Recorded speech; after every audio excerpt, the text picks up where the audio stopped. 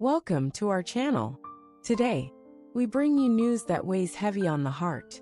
Some truly remarkable people have recently left this world. In this video, we will share their stories, their legacy, their final chapters. As a sign of remembrance and in support of their memory, please subscribe, leave a like, and share your thoughts in the comments. Your simple action can help others hear their stories and keep their memory alive. We won't delay any longer. Let's begin this tribute to those we've lost. On April 24, 2025, in New Orleans, Louisiana, the world said farewell to Jonathan Edward McCall, a groundbreaking American musician, composer, and humanitarian whose melodies carried the stories of an entire generation. He passed away in the same neighborhood where he had first performed as a boy, surrounded by the scent of magnolia blossoms and the hum of distant jazz. Jonathan was born on September 15, 1948, in Savannah, Georgia, during the throes of post-war rebuilding and racial segregation. He was the second of 4 children, raised in a home where faith, perseverance, and education were held sacred. His father, a Baptist preacher, filled the house with sermons and spirituals. His mother, a seamstress with a passion for gospel music, taught him the value of crafting something beautiful from hardship. From an early age, Jonathan showed an unusual sensitivity to sound. At 6 years old, he fashioned his first makeshift guitar from broom handles and fishing line. By age 10, after the tragic death of his older sister during the polio epidemic, Jonathan poured his grief into music. He would later say, "Music was the only voice I had when life took the words away." Encouraged by a local music teacher, Miss Loretta Daniels, Jonathan earned a scholarship to the Berklee College of Music in Boston, where he majored in composition and ethnomusicology. Under the mentorship of jazz innovator Oscar Templeton, he learned to blend genres, jazz, blues, folk, and Caribbean rhythms, creating a distinctive sound that defied labels. In 1974, Jonathan released his debut album, Fields of Memory, which chronicled the Black Southern experience through haunting lyrics and layered acoustic textures. The album was nominated for a Grammy Award and became a cornerstone of the folk jazz fusion movement. Critics hailed him as a bridge between the aching past and the urgent present. Over the next 3 decades, Jonathan recorded 15 albums, collaborated with legends like Aretha Franklin and Carlos Santana, and toured 5 continents. Yet fame never consumed him. His heart remained rooted in social activism. In 1989, he founded the Harmony for Humanity Initiative, a nonprofit dedicated to bringing music education to marginalized communities across the American South. In 2001, McCall was awarded the National Medal of Arts for reshaping American music through the fusion of cultural memory and innovation.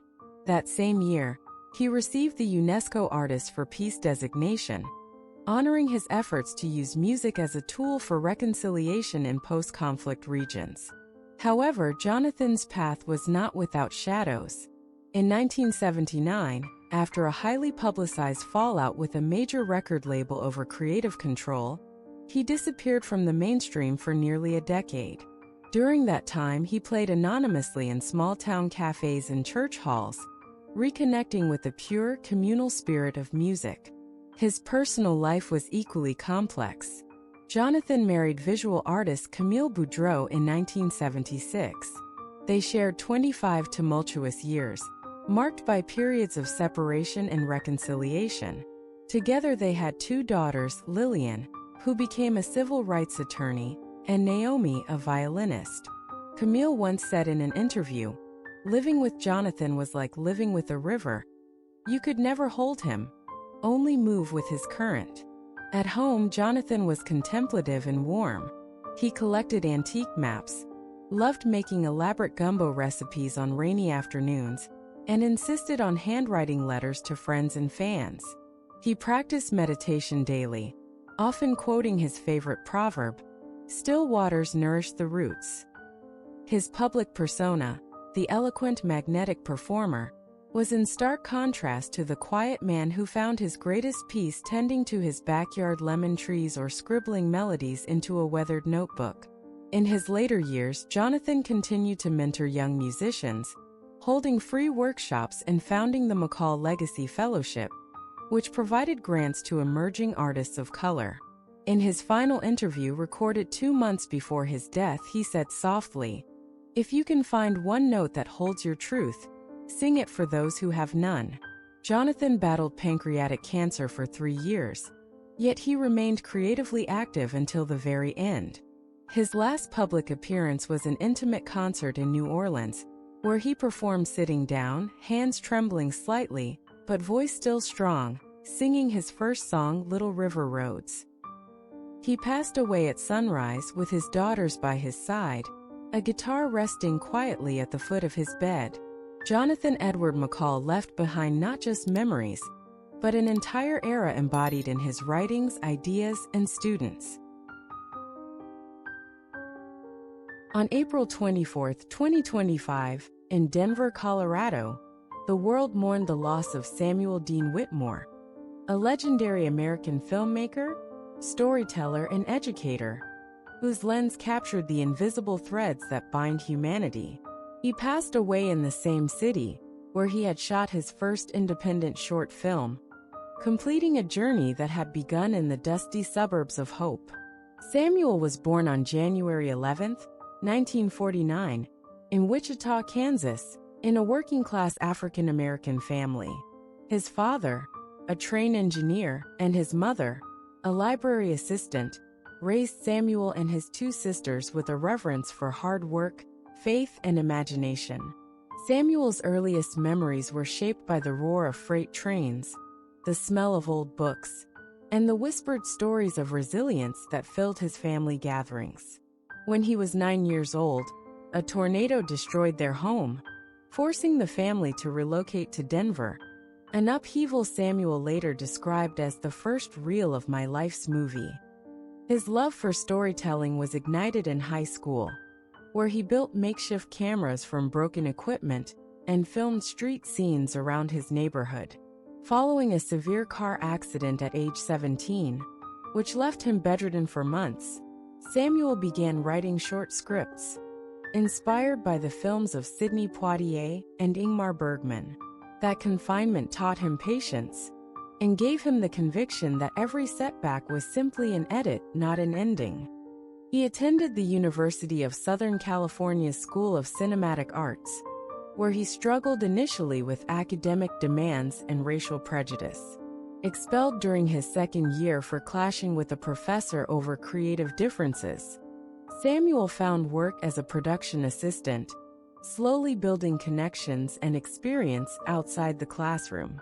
His mentor during this period, indie filmmaker Louise Carver, taught him, "You don't need permission to tell the truth. You only need courage." In 1977, Whitmore directed his first full-length feature, Paper Shadows, a raw, haunting portrayal of life in the segregated Midwest. Though shot on a shoestring budget, the film premiered at the New York Film Festival and won the Critics' Special Jury Prize for its groundbreaking narrative style. The New York Times praised it as cinema that bleeds, breathes, and baptizes. Throughout the 1980s and 90s, Samuel continued to shatter conventions. His films, such as Amber Noon and Whispers Under Concrete, explored race, memory, urban alienation, and reconciliation with a poetic yet unflinching lens. In 1986, he received the Sundance Grand Jury Prize for Voices of Hollow Creek, a film that would later be preserved by the Library of Congress for its cultural significance. In 2003, Samuel was awarded the Academy Honorary Award for Lifetime Achievement, becoming one of the few independent filmmakers to receive Hollywood's highest recognition without compromising artistic integrity. In his acceptance speech, he famously said, "Telling a real story is like walking against the wind. You lean forward, you squint, you never stop." Despite acclaim, Samuel remained deeply connected to grassroots filmmaking. He founded the Free Lens Project in 2006, providing grants and mentorships to young storytellers from underrepresented communities. Over 100 emerging filmmakers credited Whitmore's support as instrumental to their careers. Behind the camera, Samuel was introspective, humble, and fiercely private. He married theater actress Marsha Lane in 1979.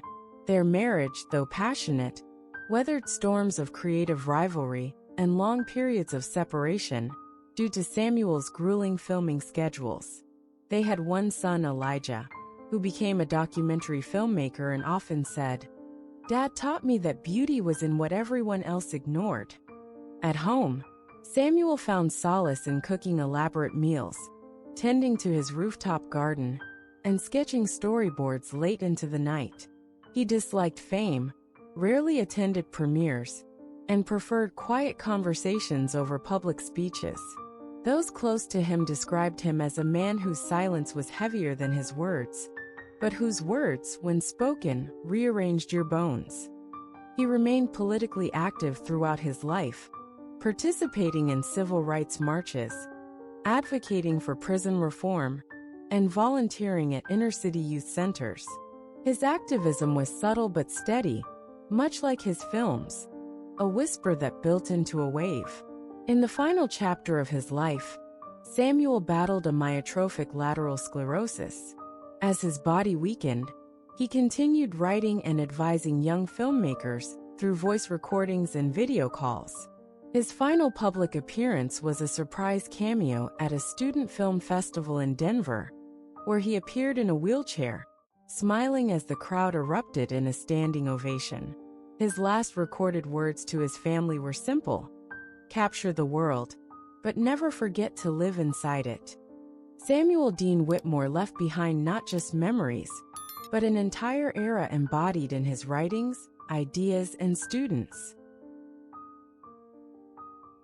Aaron Paul Sturtevant was born on August 27, 1979, in the small farming town of Emmett, Idaho, as the youngest of 4 children in a household where faith and family were cherished above all else.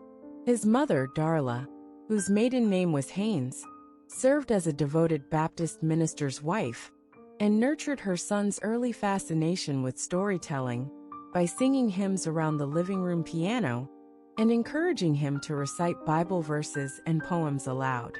His father, Robert Sturtevant, a pastor at the local congregation, instilled in young Aaron a profound sense of discipline, compassion, and moral responsibility, even as the family faced the challenges common to rural life in the Pacific Northwest.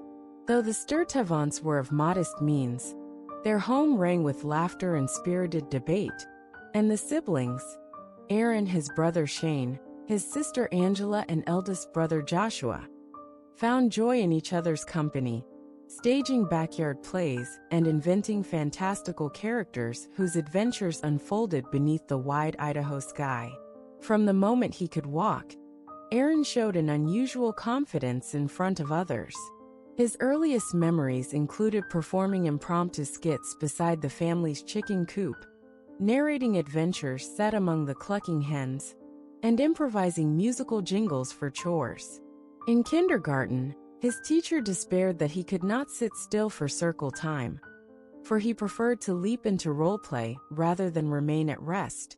She eventually channeled his energy by encouraging him to help organize the class puppet shows and recite poems during assemblies.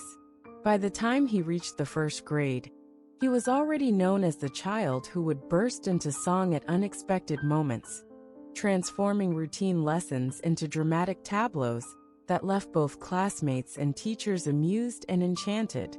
His parents, recognizing a spark beyond mere childhood play, enrolled him in the local community center theater workshops, where he met visiting drama instructors who taught him the rudiments of voice projection, gesture, and stage presence.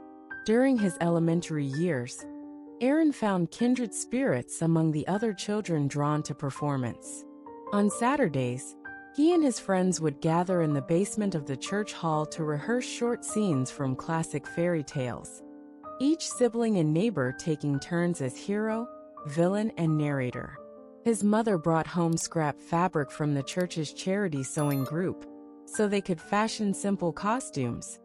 And his father would sit in the front pew as audience, applauding thunderously at each finale. Those afternoons, filled with imaginative exploration, laid the groundwork for a lifetime love of character and storytelling. Although his classmates teased him for playing grown-up, they could not deny the sincerity and joy he brought to each part, and soon local parents asked him to host neighborhood talent shows, further fueling his enthusiasm for performance. When the time came to enter junior high school, Aaron enrolled at Centennial Junior High in nearby Boise. There, he balanced a traditional academic schedule with participation in the school chorus and the drama club, which rehearsed in the old auditorium every Tuesday and Thursday evening. He studied music theory and learned to read notation, but he also discovered an instinct for comedic timing while playing supporting roles in the school's production of Peter Pan and the student-written one-act comedy, The Disappearing Desk. He excelled in English and history, writing short stories about legendary adventurers.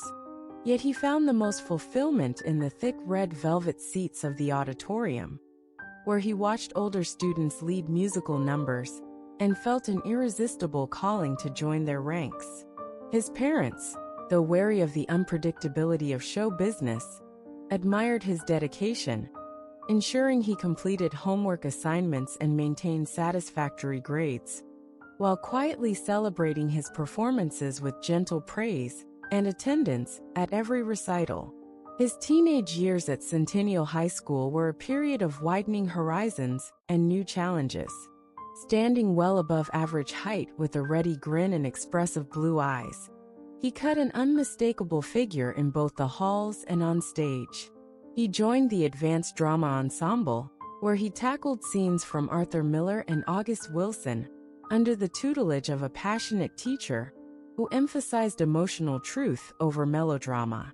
In that environment, Aaron learned the value of vulnerability.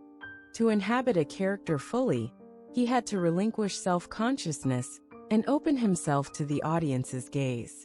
He also tried his hand at music, playing guitar and writing simple songs that he performed at school talent nights, often accompanied by classmates who provided improvised percussion with castanets or tambourines. While other students gravitated toward sports or academic clubs, Aaron's closest friendships formed within the creative community of thespians and musicians, whose camaraderie sustained him through the awkward years of adolescence. Upon graduating from Centennial High in 1997, Aaron faced the same crossroads that confront many young people with artistic ambitions: pursue a safe, conventional path, or embark on the uncertain journey of a performer. He enrolled for a brief period in extension classes at Boise State University, studying communications and film theory, but found the commute and textbooks less compelling than the lure of audition notices and local casting calls. With his mother's blessing and a modest savings account, he packed his few belongings into a 1982 Toyota Corolla and set out for Los Angeles, where the broader stage beckoned. He arrived with $6,000, a single duffel bag, and an unshakable conviction that the perseverance and moral compass instilled by his family would guide him through whatever trials awaited. In Los Angeles, Aaron discovered that breaking into the entertainment industry required more than talent. It demanded tenacity, networking, and an almost monastic discipline for self-promotion. He signed up with a talent agency that specialized in commercial work and landed his first paid gig within weeks, a regional advertisement for a fast food chain that called for him to recite a jingle with zeal.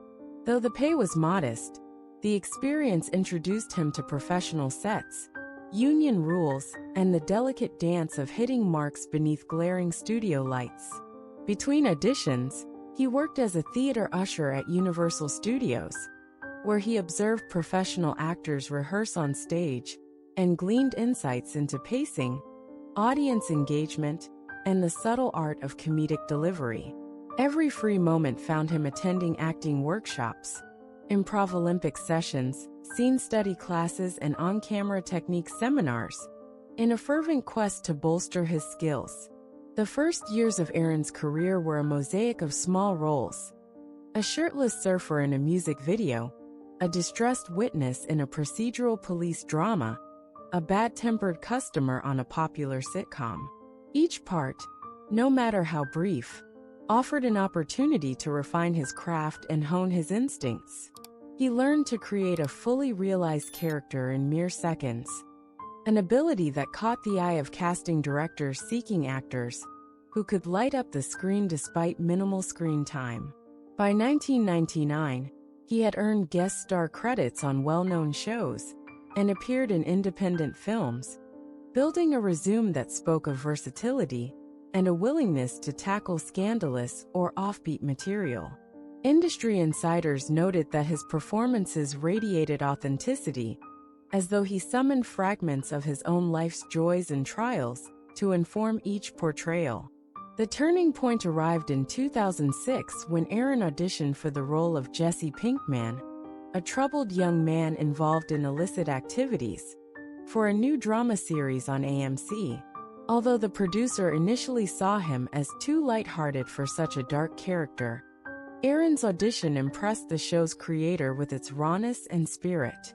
Asked to return for a second reading, he dug deeper into the emotional turmoil of the character, weaving humor and vulnerability into every line. When the call finally came, he learned that he would be the co-lead of Breaking Bad, a series that would push him to the limits of his abilities and ultimately define a generation of television drama.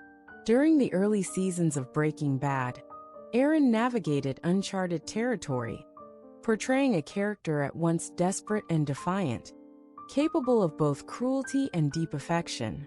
The transformation demanded that he shed any lingering notions of comfort, embracing physical challenges, moral ambiguity, and intense emotional arcs.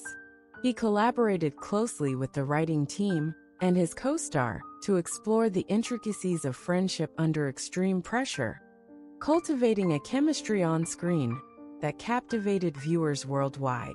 Critics praised his work for its honesty and grit, and audiences responded by making Jesse Pinkman a cultural touchstone, quoting his idiosyncratic utterances and inundating social media with fan art and passionate debate. By the conclusion of the show's third season, Aaron Paul had transcended the status of promising newcomer to become a household name. His portrayal of Jesse Pinkman earned him award nominations and a devoted fan base. Yet even at this moment of widespread recognition, he remained grounded by the values instilled in him during childhood: humility, empathy, and an unrelenting work ethic. Although his popularity was soaring, he had yet to reach the full summit of fame that would come with later award wins, film roles, and high-profile endorsements. In that intermediate phase, when his craft had earned the respect of critics and the devotion of millions, but his career was still on an ascending arc, he continued to challenge himself, seeking out roles that contrasted sharply with his breakout character, and refining his methods through ongoing study and collaboration. Looking back on those formative years, it was clear that Aaron Paul's journey from a farm town in Idaho to the heights of prestige television had been propelled by both innate gift and unwavering resolve. His early experiences, puppet shows in a church basement, musical recitals at high school talent nights, the long drives between Boise and Los Angeles, had converged to shape an actor capable of channeling life's contradictions with authenticity and heart. In those days, he proved that artistry demands not only talent but courage. The courage to risk failure in pursuit of truth, the courage to remain open to transformation, and the courage to honor the lessons of home, even as he embraced the world beyond. His life and achievements left an indelible mark on the landscape of modern drama, ensuring that his contributions to the craft would be remembered and revered long after the final scene had faded to black.